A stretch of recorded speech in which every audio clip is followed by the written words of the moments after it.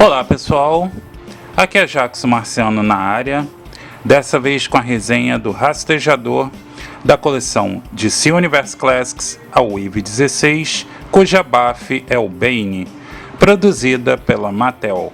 Vamos analisar os pontos positivos e negativos para auxiliar você no processo de escolha. Então, sem mais delongas, vamos ao nosso review.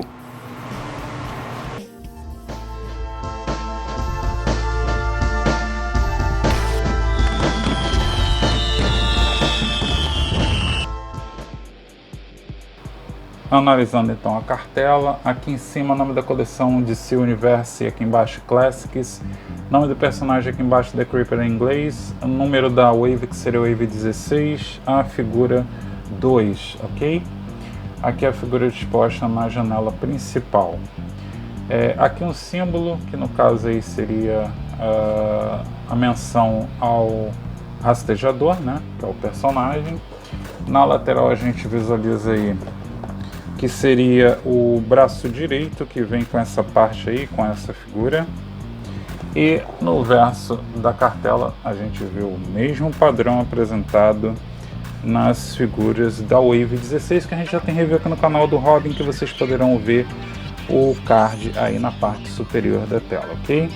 Aqui em cima a gente visualiza a menção Heroes and Villains, né? Heróis e vilões. E aqui a gente tem uma foto da figura do Rastejador, uma pequena biografia aí apresentada em inglês, nome da coleção aqui, DC Universe, e aqui embaixo as outras figuras da Wave, né? Essa pequena bio aqui em português tem o seguinte texto: o jornalista Jack Ryder buscou incessantemente à procura de escândalos para expô-los. Investigando uma história, Jack conheceu o Dr. Vincent Yates, que inventou as nanocélulas, que eram capazes de curar qualquer ferida e combater doenças. Sob ataque de mafiosos, Yates injetou suas únicas amostras de trabalho em Ryder, que se transformou em um louco de pele amarela coberto de pelos. Desde então, os criminosos de Gotham City aprenderam a tomar cuidado com o Rastejador, ou Rastejante, né, como era chamado na época da editora Abril, The Creeper, né? Aqui embaixo seriam aí as outras figuras dessa Wave do Bane, né? O Jonah Rex, a gente tem na parte de baixo aí o Robin, que eu já tenho review aqui no canal. Aqui seria o dos Homens Metálicos, o Mercúrio, o Azrael, e nós temos também review aqui no canal do Charada, ok? Hoje nós estamos analisando o Rastejador. Aqui a gente tem uma pequena ficha técnica mostrando a primeira aparição, que seria na revista Showcase 73, de abril de 68. Vamos passar então, pessoal, para a figura fora da cartela. Bom, de volta aí, então, pessoal, com o nosso Rastejador, ou Rastejante, não sei qual é a forma que vocês acham melhor de chamar o personagem, que no original é The Creeper, né? Criação aí do nosso valoroso Steve Ditko, criador aí do Homem-Aranha, né? Como todos já sabem. E eu acho que existe aí uma semelhança muito grande entre o Rastejador e a versão filme mudo,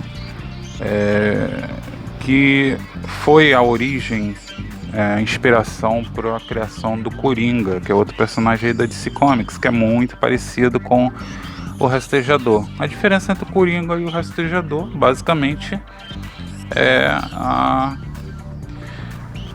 característica das suas vítimas. O Rastejador, na maior parte da sua vida aí dentro da DC Comics, sempre foi um herói. Só uma pequena parte do tempo aí, na versão 952, ele foi um vilão realmente. Mas na maior parte do tempo, ele sempre foi caracterizado como um herói. E ao contrário do Coringa, né? Então, enquanto o Coringa ele foi inspirado aí pelo filme mudo The Man Who Laughs, que inclusive tem aí um personagem interpretado aí pelo ator Conrad Veidt, que fez o personagem Gwynplaine, o nome do personagem. Se vocês forem ver a caracterização dele, que tá bem aquele estilo dos dramas com a característica expressionista, né? Que é uma linha de filmes aí, uma vertente de filmes que teve na antiga Alemanha, né? Quando ainda existia aquele excesso de sombras, né, etc. E esse personagem, ele tem aí uma aparência física muito próxima aí do Rastejador. Se vocês forem ver a cara de um, é focinho do outro. Bom, como a gente vê aí na cartela, a primeira aparição do Rastejador foi na revista Showcase número 73 de 1968. Esse personagem, basicamente, ele tem aí capacidades físicas ampliadas, né? Então ele tem aí uma força sobre-humana, agilidade e durabilidade sobre-humanas, além da resistência também, o que lhe dá características aí de um excelente combatente corpo a corpo. Essa figura ele vem aí com o braço direito, como a gente vê pela própria cartela, né? Braço do Bane, que é o vilão aí dessa wave, e pintura aí condizente com o que a gente espera de um DC Universe Classics, ok? A articulação também. Bom, a figura do Rastejador eu achei ela bem bonita. Obviamente aí tá espelhando aí a fase clássica do personagem, digamos assim, que seria a fase da Era de Prata, né? Então a gente tem Era de Prata e Bronze. Então a gente tem aí o uniforme dele tendo aquela constituição, amarelo bem vivo aí no plástico que compõe a maior parte do corpo dele, e pintura aí que eu achei bem executada na face. Eu só não gostei muito, eu não gostei muito foi dos, sei lá, eu achei um pouco fora de contexto. A face dele eu achei que poderia ter ficado um pouquinho melhor, mas ele realmente lembra até os desenhos do próprio Ditko, que fazia os personagens dele com uma expressão facial bem dramática, né? E uma das características do Rastejador é a risada dele, que inclusive causa dor física. E ele tem uma risada muito próxima da do Coringa, aquela risada histriônica e histérica, né? Como a gente pode ver, a face é construída dentro desse padrão. Gostei da pintura do verde, também é muito bem, muito vivo, né? O pelo vermelho que ele tem nas costas, né? Que é praticamente um pedaço de plástico, que é bem esculpido. Na cor vermelha é bem forte, mas é um vermelho mais pro magenta, não sei, eu não sou um técnico em cores, mas acredito que seja um vermelho mais pro magenta. E na face você vê aí o verde também sendo, além do cabelo, né, nas sobrancelhas, e os olhos eu acho que estão bem pintados, ok? Tem um trabalhozinho nos dentes para eles ficarem bem aparentes e feios, né? Que é a característica aí do Rastejador. Deixa eu segurar com a outra mão, senão vai ficar tremendo. E a gente pode ver que eu achei uma figura bem feita, apesar do personagem não ser um personagem que deve ter muitos fãs, né? Mas é criação aí do Steve Ditko e sempre vale uma olhada. Assim como Questão, né? E outros personagens que ele criou Pintura aí do calção dele tem aquelas listras verdes. Tá um pouco borrado aqui porque eu fiz caquinha. Ele tem uma articulação aqui na cintura que eu tive que colar, porque na hora que eu fui articular eu usei muita força e acabei quebrando a articulação da cintura, tive que colar. Mas basicamente é o corpo de DC Universe Classics, só que você tem aí umas melhorias, uma adição de articulações. Vamos ver quais são. Aqui no pescoço você tem um pouco de mobilidade aí para cima e para trás, obviamente restringida aqui por causa do cabelo e dessa parte aqui do pelo, né? Então você tem pouca mobilidade, mas para baixo é mais. Você obviamente gira para os lados a cabeça e você tem um pouco de inclinação, muito pouco, tá? A articulação aí dos ombros, você tem um bom ângulo aí de abertura, obviamente você consegue girar também. Aqui no bíceps gira 360, articulação dupla nos cotovelos, dupla, não é articulação simples como a maioria das figuras de DC Universe Classics. Então você tem um ângulo muito bom que inclusive ele consegue pegar no próprio cabelo, você consegue fazer aquela expressão daquele quadro, o grito, que você tem uma cara de doido mesmo, né? Do rastejador, então você pode até fazer essa expressão. Aqui nos pulsos você também tem uma articulação diferenciada, você tem a articulação estilo Marvel Legends, ou seja, estilo alavanca, você consegue fazer um ângulo muito bom, é um movimento até maior do que muitas figuras Marvel Legends, né? Eu fiquei impressionado, tá? E obviamente você gira como é esperado da articulação. Então você tem a articulação igualzinha do Marvel Legends, não tem diferença nenhuma, ok? No abdômen torso você tem aí um movimento que infelizmente, como eu colei, aí a gente não vai poder ver o ângulo total. Mas ele tem um ângulo bom, tá? Só para trás que ele é restringido por causa dessa parte aqui desse pelo, que é colado nas costas dele. Então o movimento para frente é legal. Obviamente tem um giro da cintura que eu não vou poder mostrar para vocês, ela ficou até um pouco deformada aqui por causa eu sem querer botei Super Bonder. Não usem Super Bonder para colar boneco de PVC, porque ele derrete um pouco do plástico, então o ideal é você usar cola de vinil, ok? Cola de vinil é para colar plástico. Ou então você usa aquele adesivo para cano plástico, que você consegue ter uma boa... ele consegue colar de forma plena, sem você precisar desfazer o plástico, né? Praticamente, porque a Super Bonder, ela comeu um pouco do plástico aqui. Bom, a abertura das pernas excelente, estilo DC Universe Classics, você tem aí um movimento, eu não vou conseguir fazer com outra perna que está um pouco colada. Você tem um movimento muito bom, para trás você também movimenta um pouco, ok? A articulação do corte na coxa é mais acima do que a maior parte das figuras de DC Universe Classics, quer dizer, é bem acima do joelho, então é no meio da coxa, como a maioria das figuras Marvel Legends, né, que também além do meio também no início, mas essa aqui é praticamente no meio. Então você gira 360, a articulação dos joelhos também é dupla, porém não tem uma boa amplitude de movimento por causa desses pelos que tem aqui no início da bota. Aí eu acho que foi mancada, porque se você bota uma articulação dupla que é restringida por causa desses pelos aqui da bota, era só você fazer de um jeito que você conseguisse, mas ele tem uma amplitude de movimento maior, não é 90 graus como a maioria das figuras de DC Universe Classics não, tá? Então tem essa adição, ok?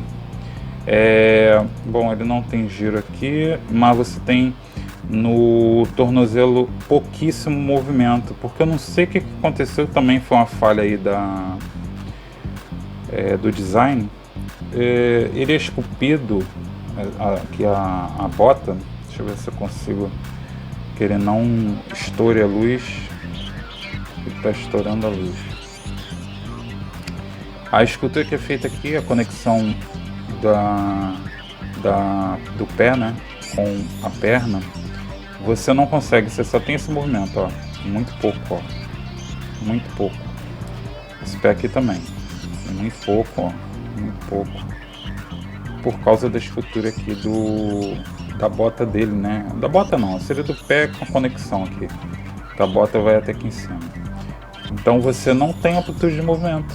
Aí você tem dificuldade para fazer algumas poses, justamente com a figura que tem articulação dupla no joelho, articulação dupla nos cotovelos. Então eu não entendi. Mas você consegue fazer umas poses bem legais, porque ele tem aqui essa articulação estilo Marvel Legends no pulso, que te permite aí fazer umas poses dramáticas, ó. Colocando aí as mãos dele bem arqueada, né, bem dobrada. E aí você consegue fazer aí o estilo do rastejador, ok? Infelizmente minha figura ficou um pouco ferrada aqui por causa da super banda que eu fui inventar de colocar, idiota. Eu já sabia que não podia, mas como era o que tinha mais rápido na mão, aí eu não pensei. Não faça isso, que você acabou destruindo para sempre a tua figura. Mas é isso aí, gostei da pintura. Infelizmente o design foi bom porque adicionou algumas articulações, porém não foi planejado de forma correta, senão você teria um movimento melhor aqui e você não teria problemas para conseguir compor uma melhor movimentação também da cabeça, e poderia de repente você ter uma amplitude de movimento maior, ok? Mas é isso aí, é o que temos para o momento. Essa figura do rastejador tem cerca de 17 centímetros.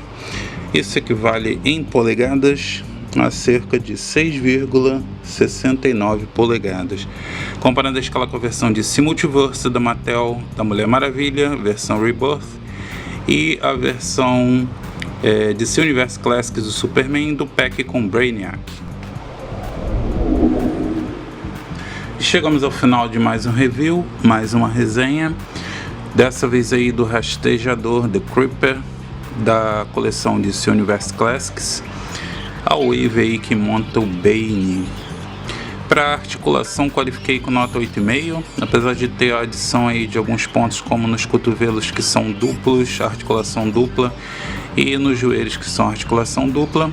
Infelizmente o design não priorizou o movimento aí dos tornozelos, que praticamente inexistem, né, nessas articulações, e também não foram felizes na hora de projetar aí a articulação dos joelhos, que tem aí